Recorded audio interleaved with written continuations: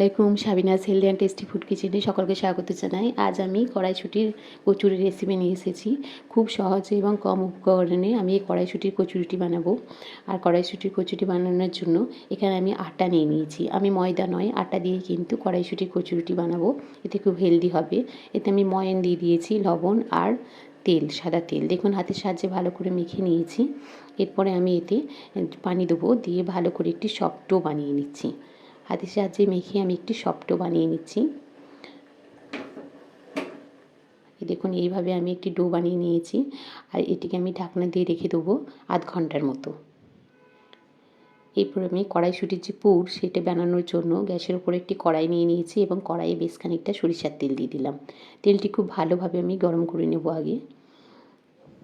এরপর আমি একটা গোটা পেঁয়াজ টুকরো করে কেটে নিয়েছি, সেটা দিয়ে দিলাম। পেঁয়াজটা আমি কিন্তু এভাবে ভেজে নেব।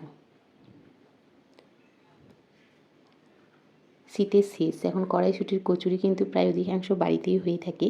আর আমি প্রত্যেক বছর বাড়িতে কড়াইশুঁটির কচুরি বানাই। তাই আমি ভাবলাম আপনাদের সাথে এই রেসিপিটা শেয়ার করি, কারণ কড়াইশুঁটির কচুরি খেতে খুবই ভালো হয়। আর এটা আমি আটা দিয়ে কারণেই বানিয়েছি। আমি আজকে আমার ছেলের টিফিনে দেবো, কারণ আমি বেশিরভাগ সময় চেষ্টা করি বাড়িতে আটার জিনিস বানাতে। ময়দাটাকে আমি একটু অ্যাভয়েডই করি, কারণ আটাটা হলো হেলদি। আর এখানে আমি দেখুন কাঁচা লঙ্কা দিয়ে দেবো। একটি কাঁচা লঙ্কা টুকরো করে দিয়ে দিলাম। পেঁয়াজের সাথে আমি লঙ্কাটিকেও ভালোভাবে ভেজে নিচ্ছি।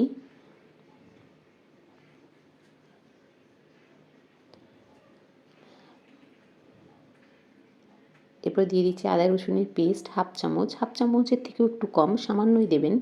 আর দিচ্ছি হলুদ গুঁড়ো 1 চামচ, শুকনো লঙ্কার গুঁড়ো সামান্য, 1 চামচ জিরে ধনের গুঁড়ো,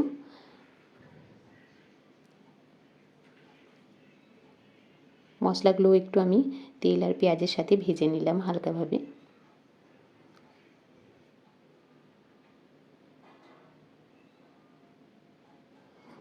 এরপরে দেখুন আমি কলাইগুলি দিয়ে দিচ্ছি। সবুজ মটর, এখন কাঁচা মটর তো খুব সহজেই পাওয়া যাচ্ছে, আর সেই কাঁচা মটরই দিয়েছি আমি বেশ খানিকটা।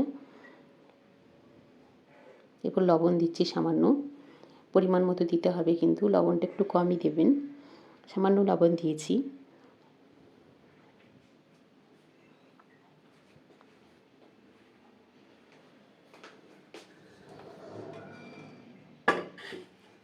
এরপর আমি সামান্য পানি দিয়ে দিচ্ছি, হাফ বাটির মতো পানি দিলাম। পানিটা কিন্তু খুব বেশি দেওয়া চলবে না, এতে পুরটা নরম হয়ে যাবে, তাই পানিটা সামান্যই দেবেন। পানিটা দেওয়ার পরে আমি এটাকে বেশ খানিকক্ষণ ঢাকনা দিয়ে রেখে দেবো। মিনিট 5 মতন আমি ঢাকনা দিয়ে দেবো, কারণ এটা তাহলেই সেদ্ধ হয়ে যাবে। গ্যাসের ফ্লেমটা কমিয়ে 5 মিনিট এটা আমি ঢাকনা দিয়ে রেখে দিচ্ছি।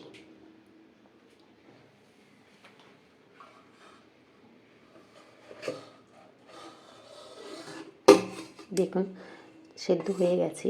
এরপর আমি একটি ম্যাশারের সাহায্যে এটিকে ভালো করে ম্যাশ করে নিচ্ছি। এভাবে কিন্তু ম্যাশ করে নিতে হবে। কুকি বানানো হয়ে গেছে। এরপর আমি একটি বলে এটিকে তুলে নিচ্ছি। এটা ঠান্ডা করে নিতে হবে, কিন্তু গরম গরম বানালে চলবে না। এরপর আমি ডোটার কাছে চলে এসেছি। দেখুন কত সুন্দর সফট হয়েছে ডোটা। আর এখান থেকে আমি লেচি নিয়ে নিয়েছি। এরকম হাতের সাহায্যে গোল করে নিয়ে একটু চ্যাপ্টা মতো শেপ দিয়ে দেবো, কারণ এতে পুর দেবো। পুর দেওয়ার পরে এই লেচিটাকে কিন্তু আমি বেলবো। পুর দিয়ে দিচ্ছি সামান্য। এরপর হাতের সাহায্যে এটা আবারও গোল লেচির মতো শেপ দিয়ে নেব।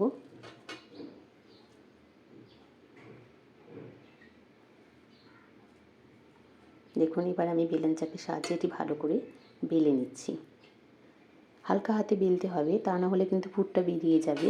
আর পুর বেরিয়ে গেলে কিন্তু পুরিগুলো ভালো ভাজা যাবে না, তাই চেষ্টা করবেন একটু হালকা হাতে বেলে নিতে। এবার আমি গ্যাসের উপর একটি কড়াই বসিয়ে দিয়েছি, তাতে রিফাইন অয়েল দিয়ে দিলাম। আমি খুব বেশি দেখাচ্ছি না, দেখালে অনেক বড় হয়ে যাবে, তাই সামান্য করেই দেখাচ্ছি। তেলটা খুব ভালোভাবে গরম হয়ে গেলেই কিন্তু পুরিটা দিতে হবে। আর গ্যাসের ফ্লেমটা এই সময় হাই রাখতে হবে। এরপর আমি একে একে সব পুরিগুলো ভেজে নেবো। দেখুন কত সুন্দর ভাজা হচ্ছে, একটাও কিন্তু খুলে যাচ্ছে না। আপনি যদি খুব ভালোভাবে এগুলো লেচিগুলো বানান বা হাতে করে খুলে যান, মুড়ে দেন, তাহলে কিন্তু একটাও খুলবে না। আর এই পুরি বানানোতে কিন্তু বেশিরভাগ সময় কি হয়, এই লেচিগুলো খুলে যায়, এতে তেলে পুরো মশলাটা বেরিয়ে যায়, এতে আর ভাজা যায় না ভালোভাবে, এগুলো ভাজা হয় না। তার জন্যই যখন বেলবেন, পুরটা যখন দেবেন, লেচিগুলোকে খুব ভালোভাবে বন্ধ করতে হবে, তা না হলেই কিন্তু পুরটা বেরিয়ে চলে আসবে। প্রত্যেকটা পুরি কত সুন্দর ফুলে উঠেছে এবং ভালোভাবে ভাজা যাচ্ছে।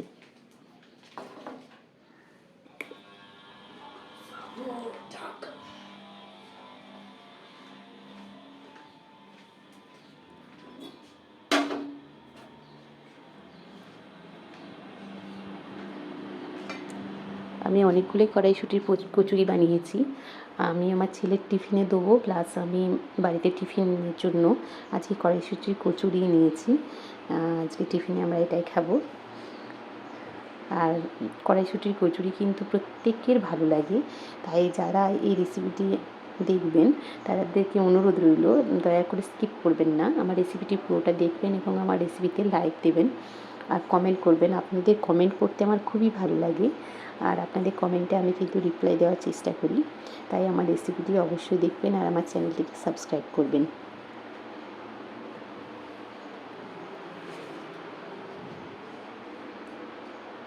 দেখুন পুরিগুলো, প্রত্যেকটা পুরি কিন্তু খুব ভালোভাবে ভাজা হচ্ছে। আর এই সময় আমি গ্যাসের ফ্লেমটা কিন্তু হাই রেখেছি, গ্যাসের ফ্লেম একদম কমাবেন না। গ্যাসের ফ্লেম যদি কমিয়ে দেন তাহলে পুরির ভেতরে প্রচুর তেল ঢুকে যাবে এবং পুরিগুলো খেতে খুব একটা ভালো হবে না। আর আমি আপনাদেরকে দেখাবো এই পুরিগুলো কত ভালো হয়েছে। আর এতে তেল দেখুন আমি সামান্যই দিয়েছি, সেই তেলটাতেই কিন্তু সমস্ত পুরিগুলো ভাজা হয়ে গেল।